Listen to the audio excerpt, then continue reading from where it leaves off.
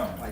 Nice to meet you. I've been 24 years Navy. Oh, all right. What did you do for the Navy? So I was a radioman. All right. And then I went LDO. I retired to LT. Yeah. Cool. Yeah, Me too. Yeah. So I was nuke machinist, mate, chemistry, radiation controls, human radiation exposure for 10 years. Yep. Hated every minute of that, individually of and collectively. Then I shipped over and flew E2C Hawkeyes till I retired, really? and I would go back to that for another 20 if they'd yeah. have me. Yep. But at the point that I had cancer, Yeah. after chemo, I couldn't feel my feet, so I sucked with the rudder pedals. So that was it for my career, Wow. among other Thanks. reasons. But Yeah, of course. anyhow. All right, guys. So rules of the game here today. You guys are going to be feeding Flash his breakfast. Primary thing you need to know: his vision is horrible. He cannot see the difference between this and this. This is food. This is not. Stick this in his mouth. Don't put this one in his mouth. Don't put it in my mouth either. In either case, you're likely to get bit. So when you give him his food, you feed him his food just like that. You're welcome to stand approximately this close to him to take selfies. You can stand on both sides of him. If you two pairs operate as each other's photographers, you'll get some really good photos this morning. Kevin is live on Facebook and TikTok, I think. Maybe a third one, who knows? And so he will cut up probably a shorter version and post this at some point in the next couple of days. Those will probably stay on for about 30 days. So if you're trying to download it, you want to download it to your own file. Probably within 30 days if you want to have it forever. You're welcome to take all the pictures and all the videos you want to take while you're in here. And it gets crazy hot in here because it's 80 degrees. If you want to hang coats on those hooks over there, you're welcome to. Or if you want to warm up a little bit first, then hang your coats. That works too. All right, guys. Oh my gosh. So this is Flash. Flash is a sloth. Flash is a two-toed sloth. Alive in the world today. Other things about the sloth. He doesn't mind being petted, but he likes to be petted like this right here. He doesn't like to be scratched, he doesn't like to be rubbed, and he doesn't like to be touched on the belly side. We only do what he likes. We don't necessarily do what we're all. So don't do that. So anyhow, is this a surprise for you today? No. Oh, okay. Just make sure she's listening. Yeah. I often feel like I'm just droning on for no particular purpose because people are like, So anyhow, alive in the world today, there are two-toed sloths and three-toed sloths. They are very similar but different animals. They all have 3 toes on the back feet. Two-toed have 2 on the front. Three-toed have 3 on the front. Some places are starting to refer to them as 2-fingered, 3-fingered because it's more like they have 4 hands and no feet than 4 feet and no hands. I did feed Zoe. Oh, okay, that's what I was going to Yeah, ask you. she's been fed. Okay. So those two people Sorry. those two people you were with this morning are 10:30 in here. Yeah, they're going to just wait in their car. Are they VIP or no? Are you good? No, just just Yeah, not okay. VIP. All right. Yeah, I was going to say that you could jump into them first if you wanted to. But, You're right. Yeah. anyhow.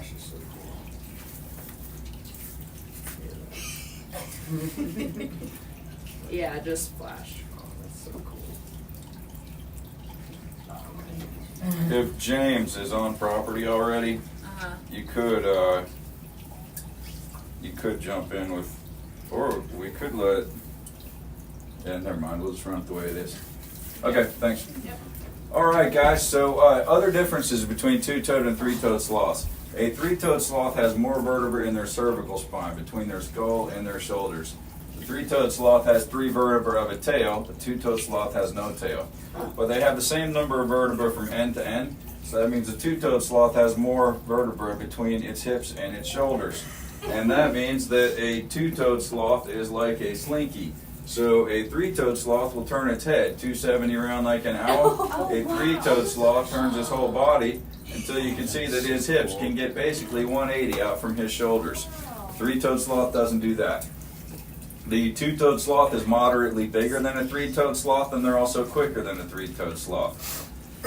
That is one of the challenges of learning about sloth information for yourself online. Is there are a number of breeds of sloth that are alive beyond two-toed and three-toed. There's some subsets, and they use the word sloth interchangeably in all these different websites without you don't necessarily knowing if they're talking about a three-toed sloth with a 5-month gestation, or a two-toed sloth with an 11.5-month gestation. And you just read sloth, and you're like, what?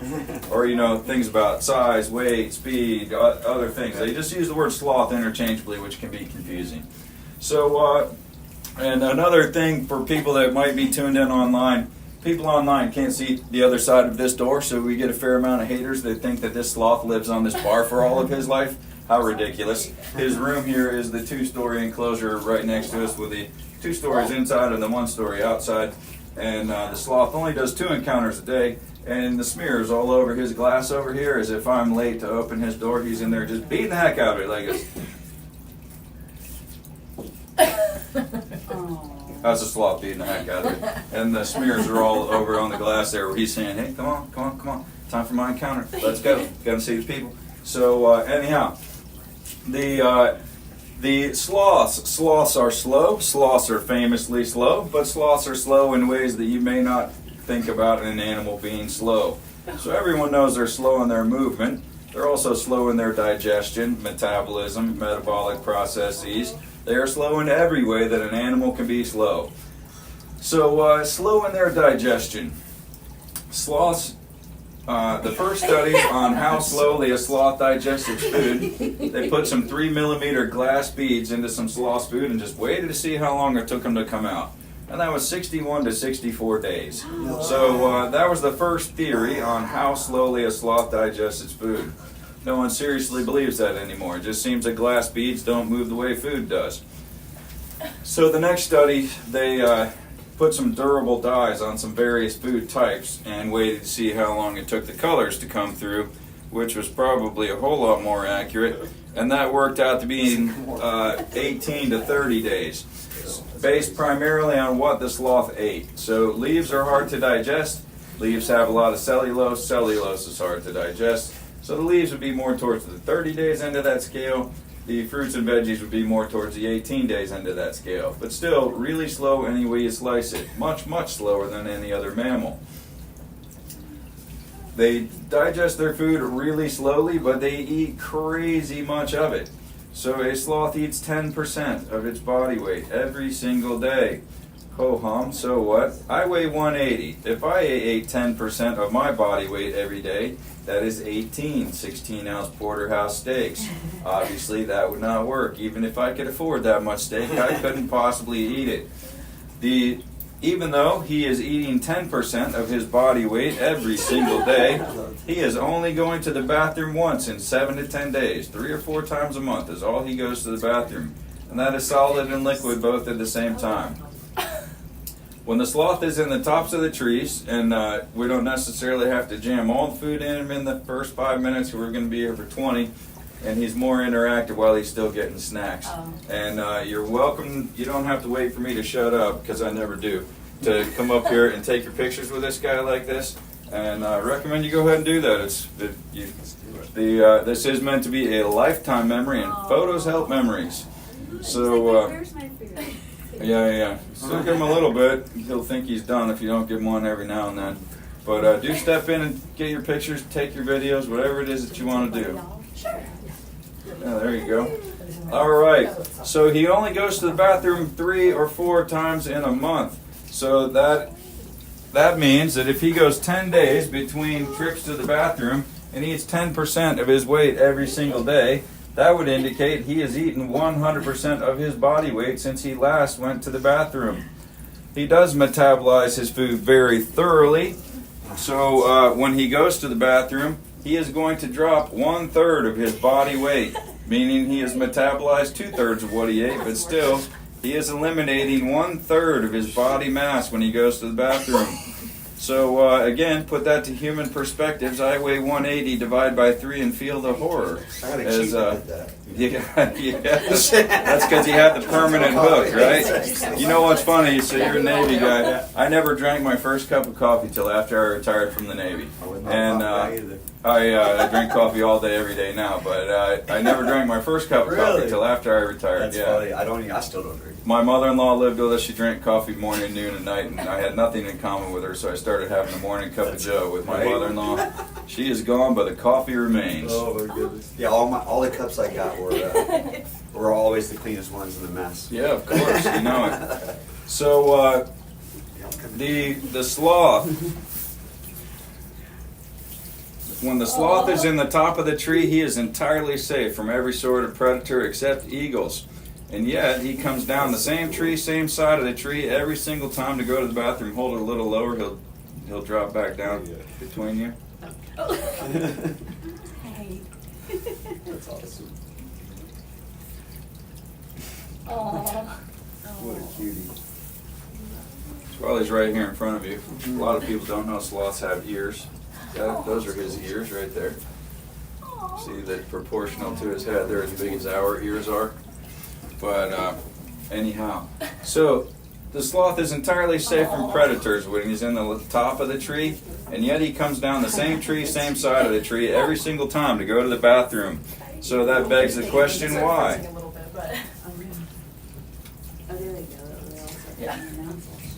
The normal cause of death for a wild sloth is being caught by a predator when it comes down the tree to go to the bathroom. And yet they do. They come down the same tree, same side of the tree every single time to go to the bathroom. Now, just so you know, he's likely to want to run his hands in your hair, but he isn't going to hurt you.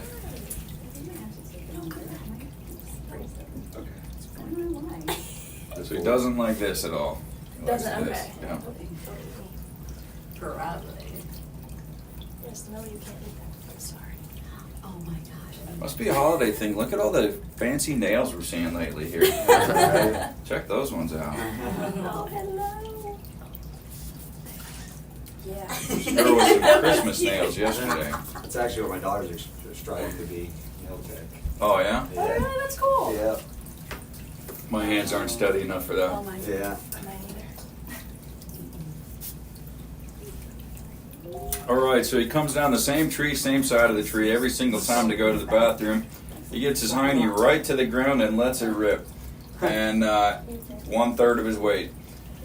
So, given that that's the normal cause of death for a sloth, is being caught by a predator when he comes down the tree to use the bathroom, that begs the question, why? Why does he not just let it rip from the top of the trees? What does he care where his poo lands, right? So the reason why he comes down the same tree, same side of the tree, every single time to go to the bathroom is the sloth-moth symbiotic relationship. So sloths need moths and moths need sloths. In the wild, not here, praise the Lord. So in the wild, a sloth has between somewhere around 150 moths and beetles living in his fur all of the time. The reason why that's good for a sloth and good for a moth is for the moth, the sloth is the food source of the moths. The moss and algae in the sloth's fur are what the moth eats. For the sloth, the moth is the source of the bacteria that helps the sloth to digest its food. Other things about a sloth, physical characteristics, his eyes have a structure called rod monochromacy. So he has all rod cells, no cone cells. He sees only in grayscale all of the time. He's like, do you have any more? He's like Winnie the Pooh. Would you like some more honey? Is there any more honey? Oh, bother.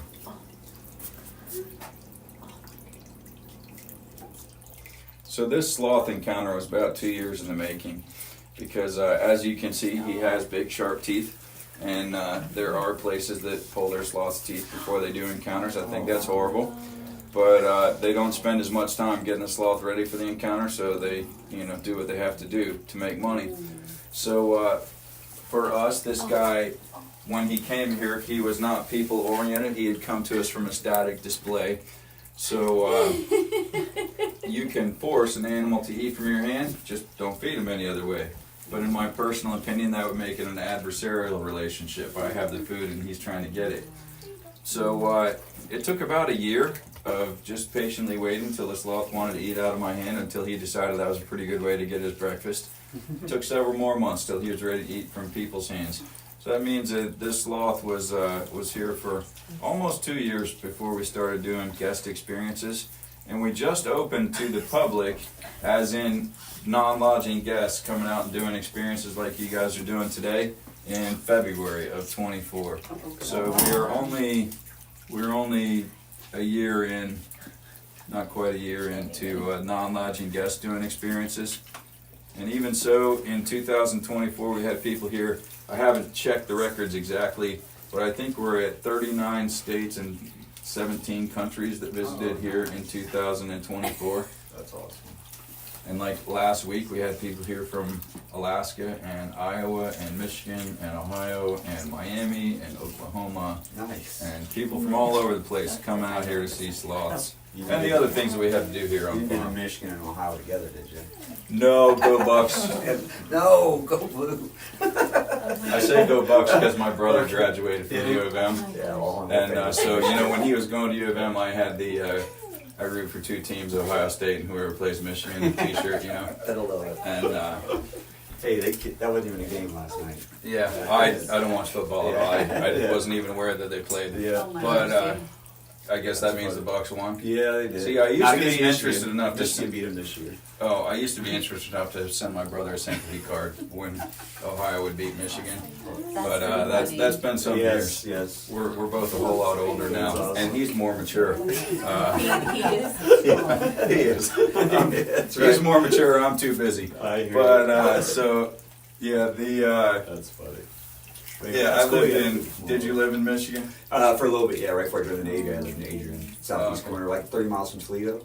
Yeah, So I on the border lived. of Ohio. I lived in Imlay City, Michigan when I was a kid. Really? Oh Yeah. my gosh. Yeah, hour south of Detroit. Yeah. Worked at Eastern Michigan Fairgrounds racing horses when I was a little kid. Yeah. I worked at a paper mill, and then that's what pushed me to join the Navy. I was like, something's gonna be easier than this. It smelled better. Oh yes. So I did the paper mill. It was a recycle one too, which is even worse. So I did the paper mill, and then Are you itchy? what else did I do there? Yeah, just joined the Navy, and I was like, I'm out of here. Yeah. But I've lived in But I grew- Pennsylvania, Michigan, Ohio, Indiana, Illinois, okay. South Carolina, Florida, Alabama. 20 years in Virginia while I was in the Navy. Yeah. It's funny, most people live in one place their whole life, join the Navy, and see it go Yeah. everywhere. I never lived anywhere in my life more than 3 years. I joined the Navy and I was Same here, brother. stationed in Norfolk, Virginia, Yeah. the entire time, except 1 year Nuke Power School in Florida and South Carolina, I was gonna say Charles. and then 1 year of flight school back in Pensacola. Pensacola. Yeah. And she lives in Destin. Oh, Destin's So, great. yeah. World's luckiest fishing village. Yeah, right. It is. So my when dad's I a was Marine in term flight preacher, school, so I know. Say what? My dad was a Marine term preacher, so Oh. we moved more when he was a preacher than when he was a Marine. yeah, well, my dad was a Baptist preacher, so we Yeah. moved all That's the really time. good. Yeah. And That's cool. at the end of 18 years living in the Reverend's house, all I knew was hell was hot and you didn't want to go. That's I didn't understand the whole loving Savior who actually cares about my everyday existence and Right. wants personal relationship with me and cares about me. He finds you. Missed all of that. Missed all of it. 2x4. Yeah. But sometimes the Lord's kind of speak to the dumb ones of us in neon. So I did have the neon experience. And that was my live yesterday, was encouraging people to download the YouVersion Bible app and start a Bible in a year Yes. plan. I got If the you have YouVersion never on. read all the way through the Bible, it is the It's most awesome. important thing you can do. You ain't lying. Read the instruction manual. Right?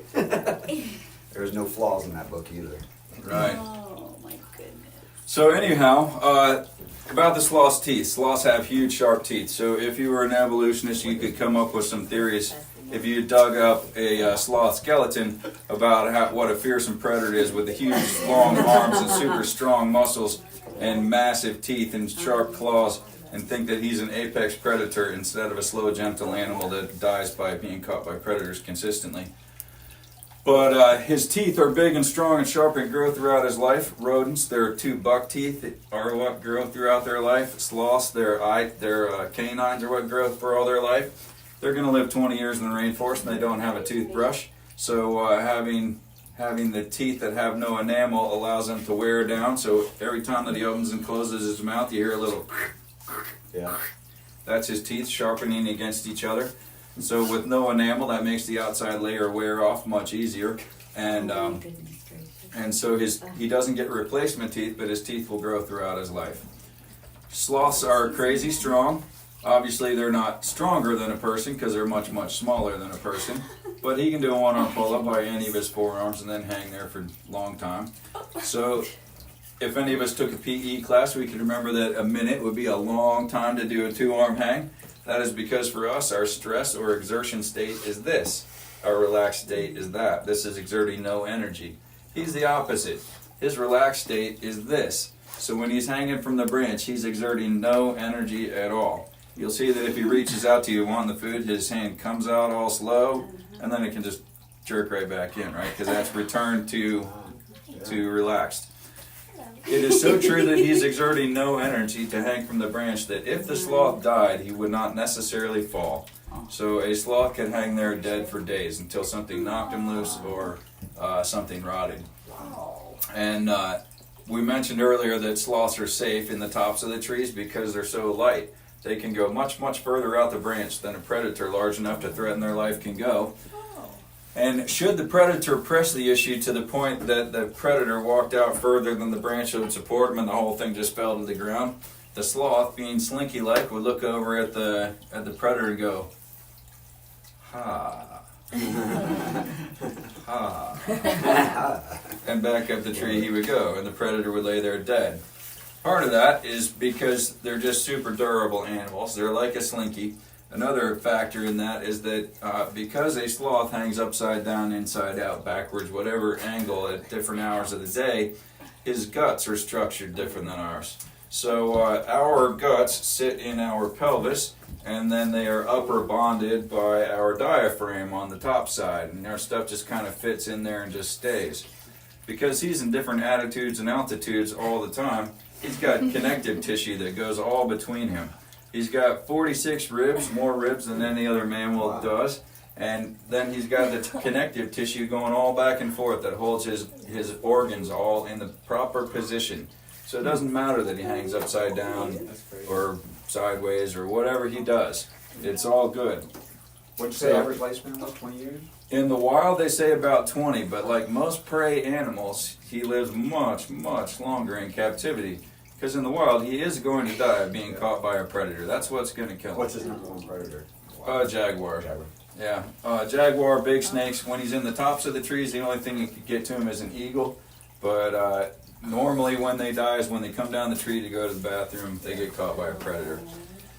And in the wild, we don't let jaguars in his room, or large snakes, or eagles. So in captivity, these guys are going to live 50 years. So, and there's not all that much research on sloths that have been captive for a really long time. But the Smithsonian have one that was 49. There's one in Germany that the last I saw a report on it, it was 54 years old. And I think, Kevin, didn't you say there was another one somewhere that's 51? Yeah, Jan and Paul were in Germany. Oh, yeah. That's cool. And so they live crazy long in captivity. Similarly, like our kangaroos outside. If you're on the kangaroo experience, we'll tell you that a male kangaroo grows for as long as it is alive. But in the wild, that's not for all that long. So in the wild, they'll max out 140, 150 because they just won't live long enough to get any bigger. But lifespan for a kangaroo in the wild is about 5, 6, maybe at the very outside 7 years. He's trying to go see the neighbor's room. And in captivity, they're going to live 20 years plus. So in captivity, the world record for a kangaroo is 6'7", standing on the ground, and well over 200 pounds. Yeah. Fearsome animal. Yes, they are. Which is why we're glad that our kangaroo Ruff likes to say, "Who's a good boy? Who's a good boy?" and give us a kiss, because we would really prefer he didn't kill us.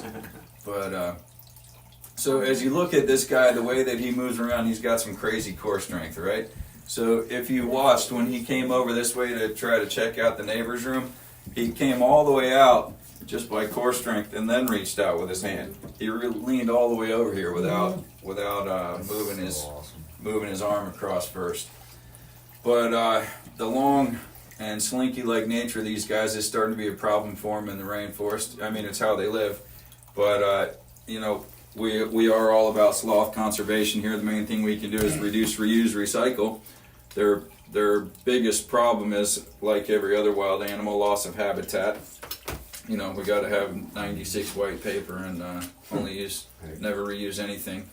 And I like 96 white paper too. But anyhow, we do try to encourage people on reduce, reuse, recycle. But beyond just loss of acreage of habitat, there's also habitat fragmentation, that the rainforest canopy isn't solid like it used to be in many areas. and power lines going actually through the rainforest. So when they go to use the power lines for their freeway system, you end up with a fried sloth. There is a interesting case of a sloth in a banana plantation though that uses the tight wires for his little freeway system, and they've got a radio collar on that dude, and it turns out he's covering like 4 or 5 kilometers every night moving around the banana plantation. So the question mark there is if he's just jazzed up on bananas, Yeah, right. or if sloths move a whole lot more than people used to think that sloths move around. But normally what they eat is leaves. Leaves are almost all cellulose. There's very little nutritional value in leaves. So their energy budget is really low. So in the wild, a sloth cannot, well, wild or captive, a sloth cannot maintain its body